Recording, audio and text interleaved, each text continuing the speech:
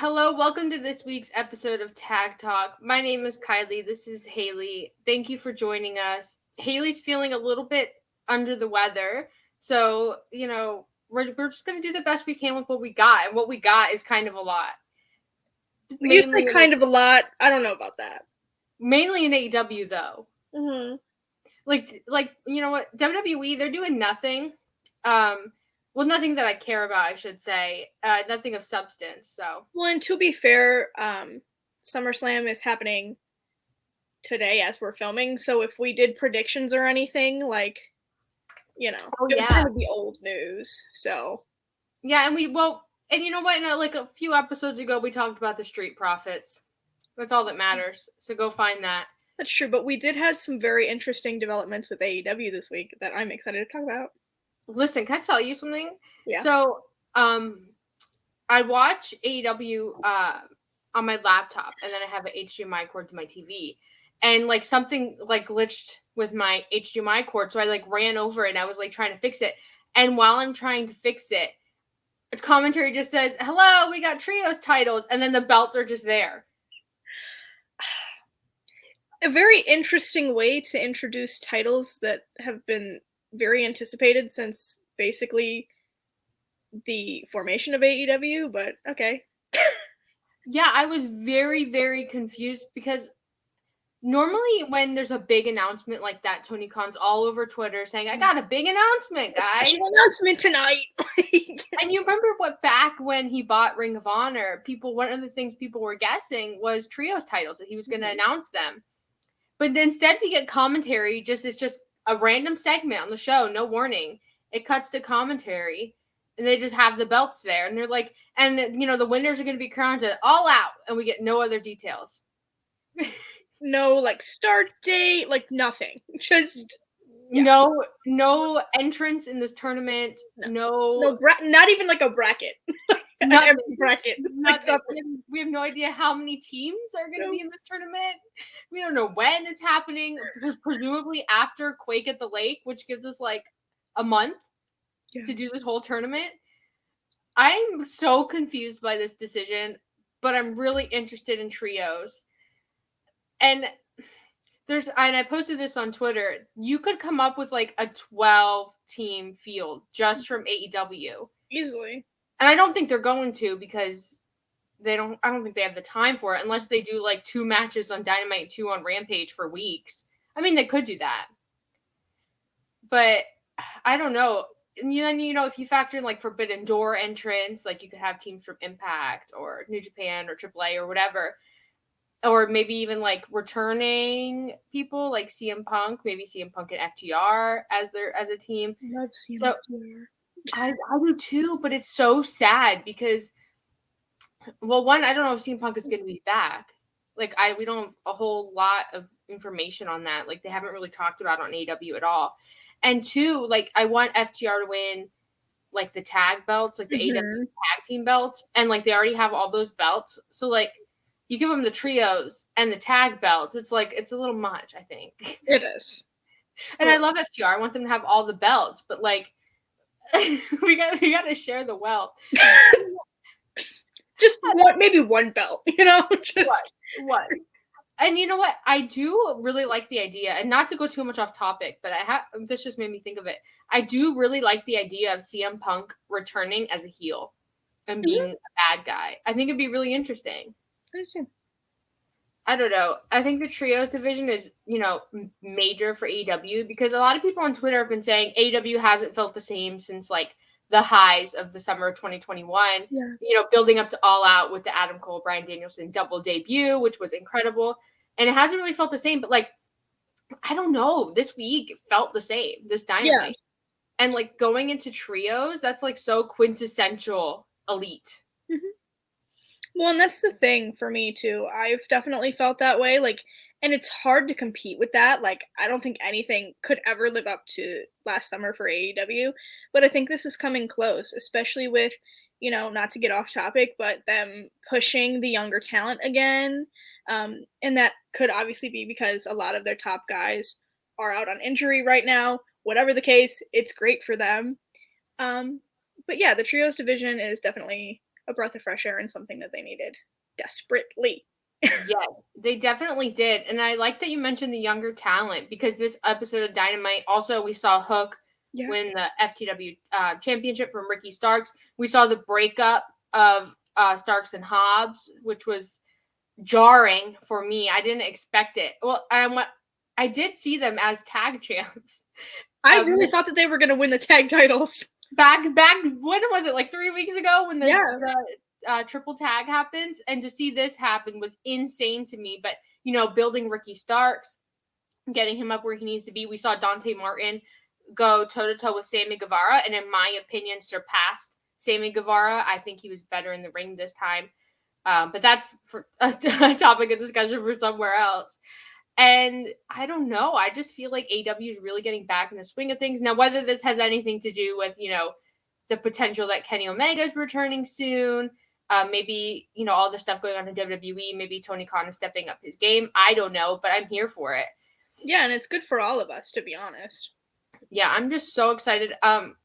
When details of the trios tournament come out, I hope we get a bracket, because I would love to do, maybe we'll do it on Tag Talk.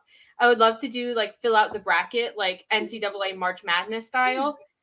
So no surprise entrance, please, Tony Khan. Please. Listen, please. I know that man loves a good surprise, but listen, I want to finally have a tournament that I can do NCAA March Madness style. We never get that.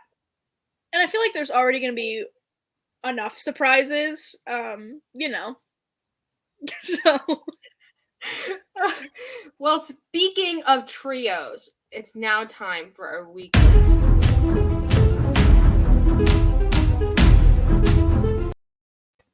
It gets me every time. The remix on the music, the question marks, art. You're an artist. Listen, so I was going to make a new Hung Bucks update graphic because we had an update in the story.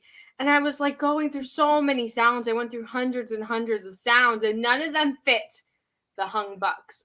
So I took the old sound and I added some spooky drums, and bam, suspense building. I'm just imagining you sitting there, like, scrolling. I was like, maybe like a happy sound. Like, none of them fit.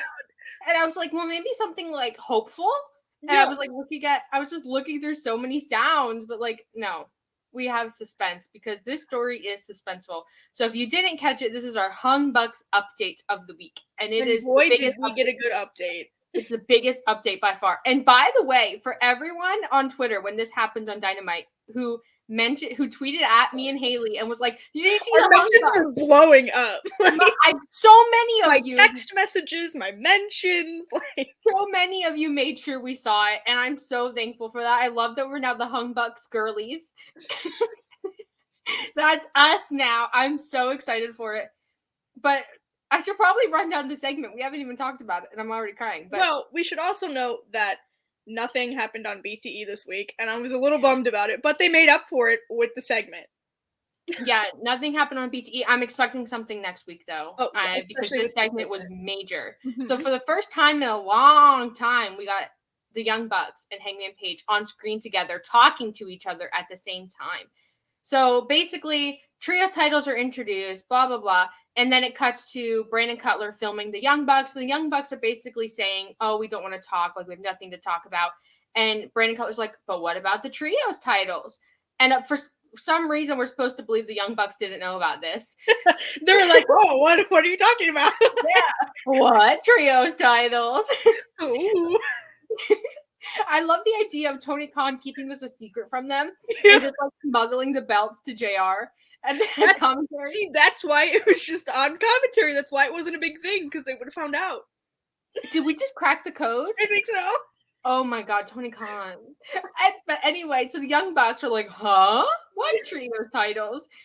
And Brandon Cutler's like, yo, it could be me and you. You have no friends. Like, I can be your trios partner. And they're basically like, Brandon, you suck. We don't want to be your trios partner. And so then they start walking. They walk around this pillar. And they literally almost run into Hangman Page. And it's very, very awkward.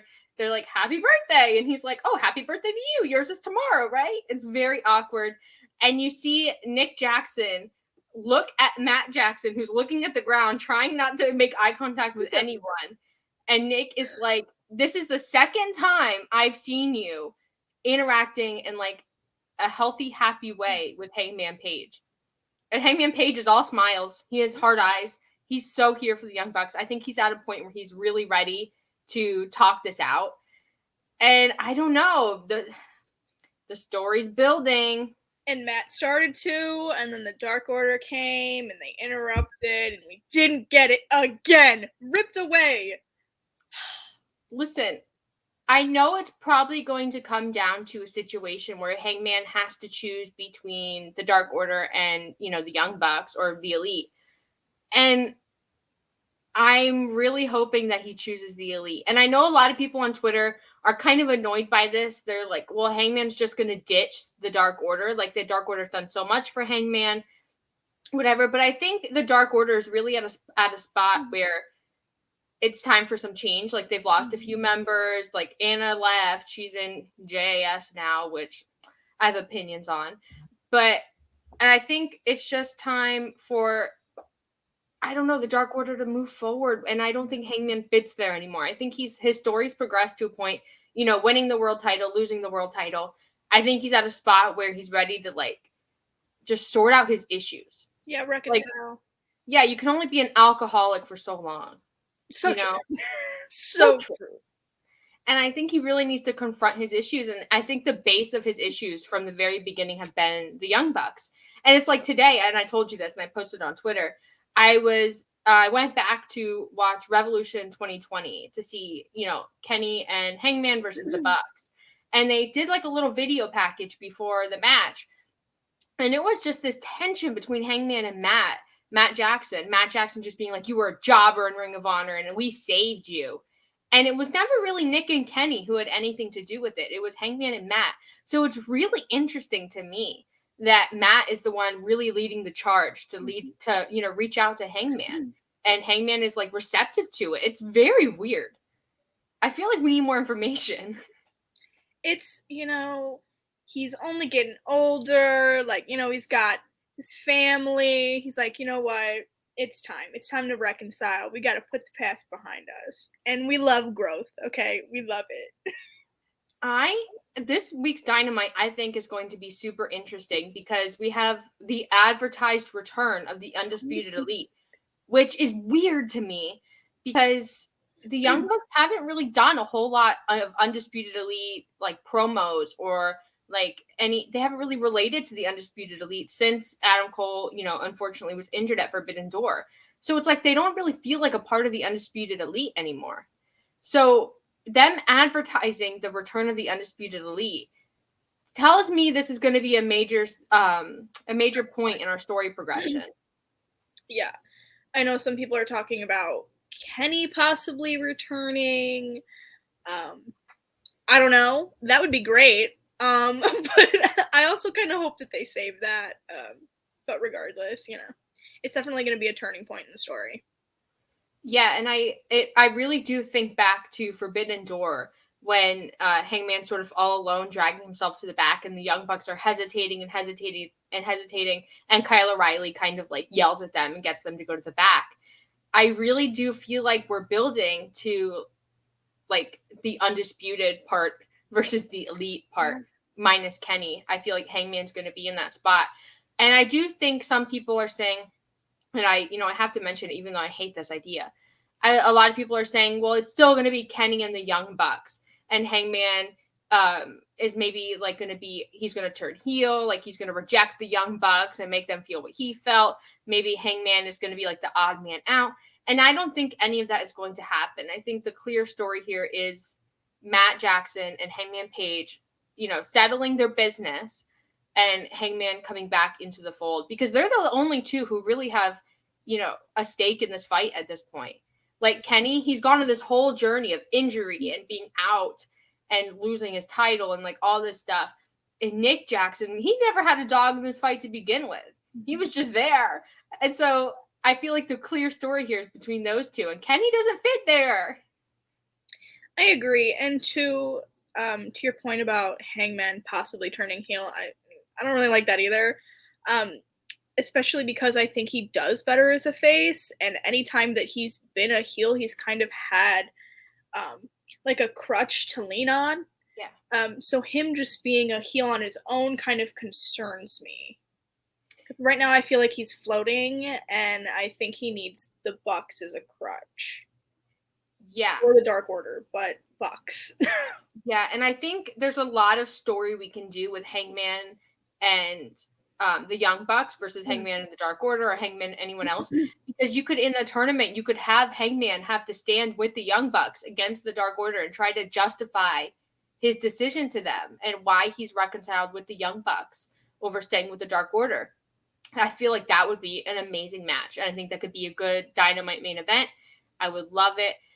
You also have, the Young Bucks who have to justify not siding with Kenny Omega or even Adam Cole or even Jay White, who's still somehow part of this Bullet Club Undisputed Elite fiasco that they've created with the Forbidden Door. And through the Forbidden Door, you could even bring in the Bullet Club to this tournament. Who knows? But I feel like, I don't know. Like, if we don't get the Hung Bucks, I feel like it's a waste. Like, this is the story that makes the most sense, and it's a story that most people are excited for. I feel like this week, me and you and some other people have really been saying the Hung Bucks reunion is coming. It's coming. It's coming. And we've been doing it for weeks. And I think this Dynamite really proved to people that it is happening because we finally got to see them together on screen. And so now people are really invested in it. And if it doesn't happen, if they replace him with Kenny Omega or they replace him with Jay White, I don't know. It would be interesting, Hangman and the Dark Order versus Jay White and the Young Bucks, for example, to see how that dynamic plays out when they're against each other again. But I don't know. I feel like AEW is at a point now where we have to go back and pick up our old stories that we've kind of dropped for a bit. And this is the oldest story in AEW is Hangman Page from the first press conference. So I don't know. Trios is weird. And I don't know where Kenny Omega fits. I would love to see him return at All Out, and maybe after they win the trios titles, and maybe do something with that. I just think that the pop would be insane, and it would be a great way to kind of tie up the story from Full Gear, and even before that. But my biggest question is, now that Adam got injured and he's coming back, do we think that his injury helped him see you know what I mean? Listen, I tweeted this and people told me I was being dumb because they told me he already knew. But I went back and I watched all the BTEs. Adam Cole still does not know that he was murdered by the Young Bucks. I went back and I watched his debut at All Out.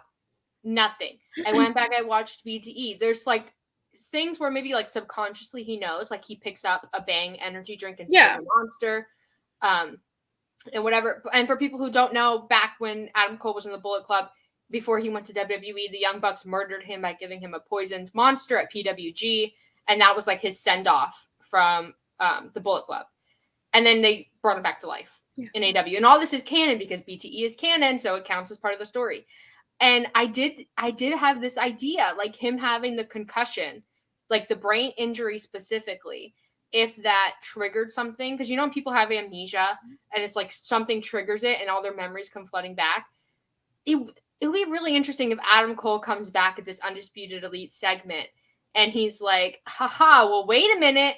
And then maybe I'm fantasy booking this because now you got me on a tangent, Haley.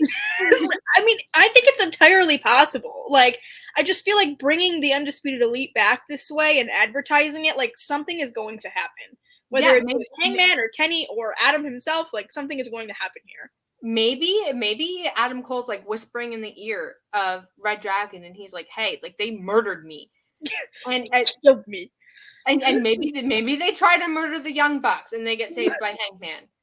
Oh, listen, I know, it sounds crazy, but remember, listen. People thought that we were crazy for saying that the trios titles were going to come. Before All Out. People told me that the Hung Bucks were going to reunite. People said we were crazy then. So, you know what? we haven't missed yet. And you know what? I've been a little like arrogant on Twitter about it. But that's just because I put up with a lot of people, you know, our Tag Talk viewers, they're in the know. They know that this was happening. Like, because we're all like-minded people. But there were people who I did a poll that was like, when was Trios titles coming? And people told me that I was being like naive or stupid for saying before All Out. Because that was my guess, before All Out. And look who was right. It's almost like I know tag team wrestling. It's almost like we have a whole show about it or something. Almost. But back to the Hung Bucks before we get too out there. Kenny Omega presents like an interesting problem here because, you know, Tony Khan did say he was waiting for Kenny Omega to do trios titles, but I think the better story is Hangman and the Young Bucks being trios champions and Kenny being the odd man out and taking that Hangman Page role. I think that's a more interesting story. And then you can get Kenny, we could just run Kenny dream matches because the man is super injured. Even when he comes back, he's not going to be 100% just because all the injuries have built up. And, you know, and it really does pain me to say it, but I think we're in like the last Kenny Omega run.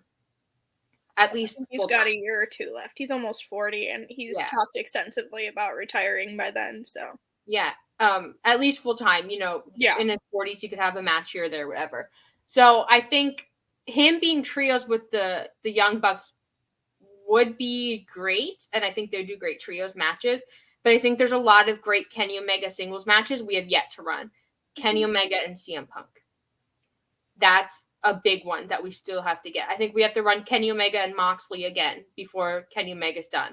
Like, there's a lot of loose ends to tie up. Golden Lovers. Yes. Oh, listen, Kota Ibushi being part of AEW, we need to get that before Kenny Omega retires. The Forbidden Door is open. Why hasn't it happened? I don't know. But anyway, I think the pieces are falling perfectly in place for the Hung Bucks and then Kenny Omega seeking himself, finding himself, whatever, in storyline, whatever have you. So we get those dream matches before Kenny retires. I think that's what's best for business, and I think that's what's best for the Elite. Because they're the sole 4 surviving members of like the big 2018 boom. And I would love to see them stick together, especially in trios. Yeah, I agree. And Adam Cole could do his Adam Cole thing with Red Dragon, and it'll be great. I did see someone, and I wanted to mention this. I did see someone asked me, well, if Kenny comes back and he still wants to do trios, who do you put him with if not the Young Bucks? And a lot of people said Gallows and Carl Anderson. Yeah. Because they're presumably able to Forbidden Door their way in. I don't know what their like contract situation is or whatever. That would be interesting because they did a lot of great stuff as a team in Impact, and I think they're a great act. But I don't think the Good Brothers like heel vibe where they're like annoying. Yeah. No. I don't think that's where Kenny, the Young Bucks, or Hangman Page are currently. And I don't think that they fit in the trios tournament, at least with Kenny Omega. So I think trios tournament wise, the Hung Bucks, I think they're shoo-in.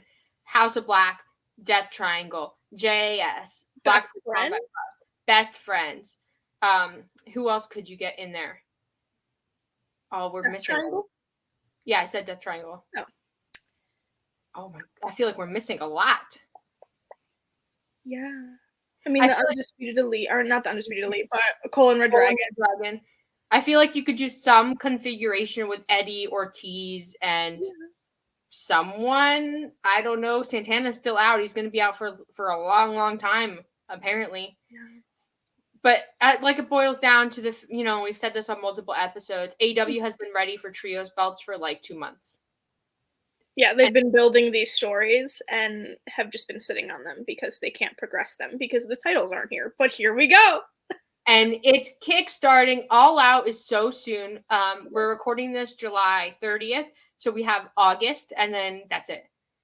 So August is going to be make or break for AEW in the trios titles. I think they're going to smash it. I'm so excited. And I'm so excited for BTE this week. I'm literally like... Listen, I've never been this excited for BTE since AEW was founded, and they were doing BTE then. I'm so excited. It's gonna be so great. I'm so ready. Oh, sorry. No, I wasn't gonna say anything. Oh, you opened your mouth, and I was like, oh. I was just smiling because I can't contain my excitement. Listen, and AEW really, like you said earlier, they really do need it, and I do think it's a bit strange that Swerve in Our Glory wasn't on TV this week. I don't know, like, what they're doing family wise, whatever, because I do know that Keith Lee was having some family things. But I do hope we get a good story for them headed into All Out instead of just, a fun match, which will be fun. But they just became champs, and I feel like they need a good story to really latch onto, especially now that Starks and Hobbs are broken up and they're doing their own thing outside of the division. I don't know. I don't think we do FTR here. I mean, you could do FTR here, and FTR would make sense because they've been like number one contenders for like 16 weeks or something crazy like that. But we do need something because they weren't on TV and they have nothing and they just became champs. Yeah. And I do feel like maybe the tag division will be like a sacrificial lamb for the trios for August. Yeah. Which AEW does do that a lot. And it already does feel like the women's division is kind of being put on the back burner because trios. And AEW does that. That's a whole other thing. It's just the reality of the situation that apparently we can only highlight one thing at a time. The new fresh toy. Yeah. And, the world title picture, there's so much craziness going on there because you got Wheeler Yuta and Chris Jericho and Jon Moxley, and that's not for this show. But I don't know. I'm going to be optimistic. I'm going to say Trios titles is going to bring AEW into a new era. It's going to give me 2021 vibes. I'm going to be at All Out. So is Haley. Mm-hmm. So we're going to be super excited. And also, if we had a Kenny Omega return to All Out, I already have a Kenny Omega tattoo. But I'll do something special. You guys can hold me to it. I'll do something. I don't know. But Trios titles in AEW. I'm so ready. I know. So that was like our biggest tag story of the week was Trios titles. We didn't have much going on in WWE. Still no women's tag movement. Still no major stuff on the men's tag scene that we haven't already talked about with the Street Profits. SummerSlam is today. Gotta be honest, the tag matches are not what I'm looking forward to. That's okay. But I mean, we had some stuff on the indies. We did. So, Haley's smiling. Listen. I love Bussy, the team of Effie and Alley Catch. And I'm a little confused by what happened. So, and here, you give your opinion and then I'll give mine because maybe I'm misinformed. Well, so at the People vs. GCW show last night in Nashville, Bussy, SGC, and Los Macizos fought in a triple threat for the tag titles. Bussy lost. They were the tag champs. And Los Macizos regained their titles. They were at one point the longest reigning GCW tag champions, and now they have reclaimed their titles. To me, as much as I love Bussy, to me, they were always kind of like that transitional team for this to happen. Because Los Macizos, they had problems with their visas and all of that stuff, but now they have that. So I'm expecting a long reign again, and I'm excited. Yeah, I'm excited for it because I do love GCW really putting emphasis on the tag teams because it does feel like for the longest time it's been like the Jon Moxley and Matt Cardona show, which I love both of them, and I love both of them in GCW, but you got to admit a lot has fallen by the wayside because of that.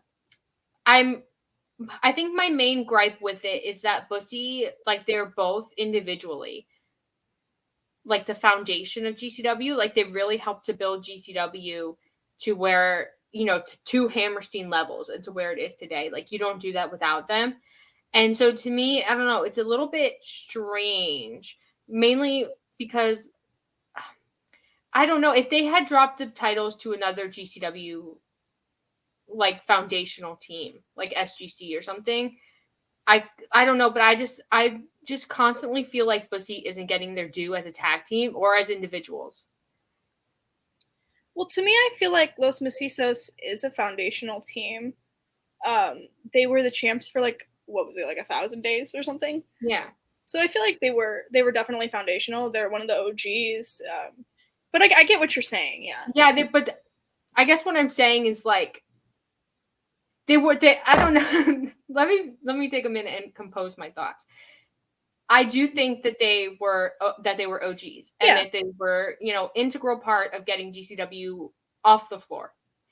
But I also think, the big upswing that GCW had in the last 2-3 years, I think that's because of people like Bussy, right, and people like SGC and Nick Gage, and not necessarily because of Los Macizos. No, I know what you're saying. Yeah. Like kind of like ushering in like a new era of GCW. Yeah. I see what you're saying. Yeah. Yeah. And I don't know, maybe it's just because I'm a big Effie fan and a big Alley Catch fan, and I don't know, it just feels a bit abrupt. But I also feel like GCW hasn't done a great job of building stories lately, so maybe that's why it feels abrupt, because we didn't really, it was kind of wishy-washy.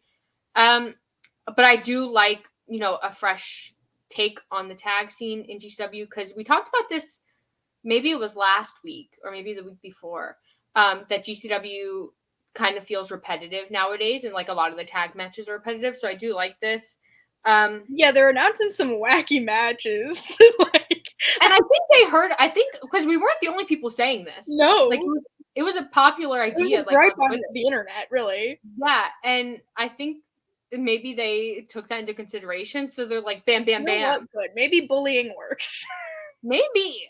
But don't bully Brett Lauderdale. I feel like he's sensitive. No. I feel like he's sensitive. But maybe he's not. I don't know. Just don't bully anyone on the internet. Don't do it. Just voice your opinion strongly. Don't at anyone. No. Just put it out there. Never do that.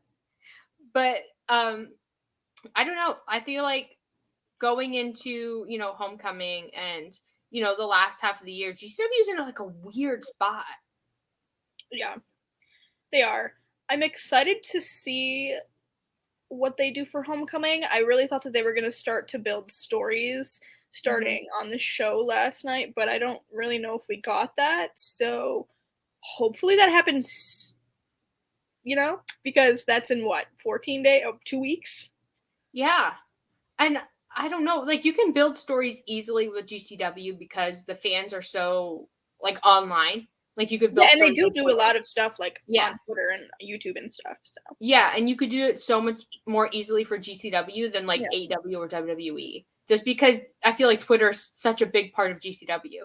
But I don't know, and maybe it's because they're trying not to do repetitive things, that they're kind of like formulating a plan. But like you mentioned, there's a lot of weird matches that are just kind of like, there's a lot of moving parts and like a lot of things that maybe don't necessarily fit together. I don't know. It's kind of interesting. Not gonna lie, I'm kind of into it. Yeah, I'm intrigued, and I know I've said it before that like, I've been honest about my kind of relationship with GCW and kind of like me not being as like excited about it just because of the repetition. But it does feel a little funky and fresh. So like, funky and fresh. They need, what they need to do? They need to have a show called Funky and Fresh. You know how they always name the show? Funky and Fresh. And we have to go. Yeah. This is the only time you guys are allowed to at Brett Lauderdale. Go on Twitter, type it up. Stop.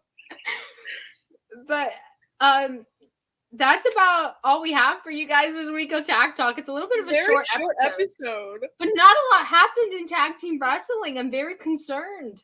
That is true. Like, okay, so we had, FTR, they're doing their thing. They beat the Briscoes. Now they're doing nothing, apparently. They're doing indie stuff. They're doing stuff in the indie scene. So that's that. We had the trios and the Hung Bucks. That was like the big story this week. But I don't know if you want to hear my thoughts on FTR versus the Briscoes. you got to go to Code of Honor podcast on Body Slam Net, and you can see my Death Before Dishonor review. It's on there. But I don't know. Tag team wrestling is in a weird place now. It feels like we were on the upswing, and then we had like faction wars in AEW, and now we're like trios, and now I don't know what we're doing. Well, I did want to note too, because I remembered that Garden State announced their tag titles and doing their inaugural tag tournament, and the first team that they announced was the Wolves. So I'm excited to see how that goes. I hope we get some good teams out of that. I think we will. I think Garden State is doing a lot of great stuff. I think they've got a lot of goodwill with like the fans, and I also think with wrestlers too. They have a lot of good momentum right now too. Yeah. So we'll definitely keep you guys in the loop about that. Oh yeah. We'll also keep you in the loop about whatever is happening in GCW. Fresh. And also, if there's a trios bracket, we'll do trios brackets. Maybe we'll find out a way for you guys to participate. We could do like an interactive thing. Yeah, let us know if you guys would like that. You can add us on Twitter or comment below. We'll figure it out. But that's your tag talk for this week. Trios titles imminent. Very excited. Hung Bucks imminent. Very, very excited. Lots going on. Kenny Omega coming back. CM Punk coming back, presumably. Lots happening. You want to do your plugs? Sure. You guys can follow me. Oh, wait. I'm a little disoriented today. You guys can follow me on Twitter there. To see everything I'm doing. I do like nerdy stuff, wrestling stuff. Just check that out to see. And also follow Romantic Wrestle on Twitter. It's Kiley and I's new passion project to romanticize wrestling. We made big announcements today, so definitely go check out the Twitter, support that, and sometime before the trios tournament, we haven't decided a time yet, on Romanticize Wrestling, which is our YouTube, we're going to do early predictions. We're going to talk about potential stories that could happen, how everything interconnects in AEW. So if, stories are a big thing, and all these trios are connected in some way in AEW. So we'll break it down for you. So keep an eye out for that. Follow me on Twitter at Fuller_Kiley. I'll post everything there. Like Haley said, follow at Romantic Wrestle and follow Haley so you can get all the information on that. You can see us every Sunday at 5 here on Fightful Overbooked for Tag Talk. This week was a little bit short, but like I said, Haley's feeling a little bit sick. Trios titles was like the main story, so thank you guys for bearing with us. You can also see me every Monday at 3 on the Body Slam Net YouTube channel for the Code of Honor podcast, where me and Kyle, who is joining us on Romanticize Wrestling, where we break down Ring of Honor. Like I said, this last week, we did our Death Before Dishonor review, which we did talk about FTR and Briscoes and all the other tag team insanity, the embassy, everything that happened. We talked about it. So go over there to check that out. Did I cover all the bases? Oh, no, I didn't. Subscribe to Fightful Overbooked, like this video, comment below. Go watch everybody else's video on Fightful Overbooked. We're so much great content out there. So much great content. Other than Tag Talk. Yeah, everyone is working so hard to bring you guys the best content possible. I'm so proud to be part of this brand. I think we covered all the plugs. I think we did.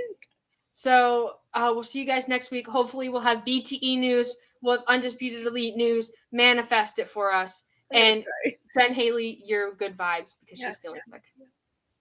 See you guys next week.